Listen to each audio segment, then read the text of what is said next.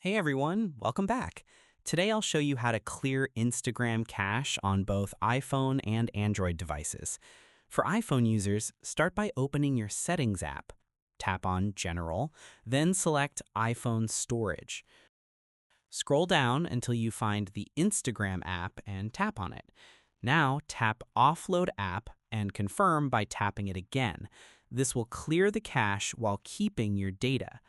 Once it's offloaded, you'll see a Reinstall App button. Tap that to reinstall Instagram. Important note, you may need to log in again, so make sure you know your login credentials before doing this. For Android users, the process is actually simpler. Open your settings and find Apps or Application Manager. Scroll down to Instagram and tap on it. You'll see a Clear Cache option. Just tap that and you're done. No need to reinstall anything on Android.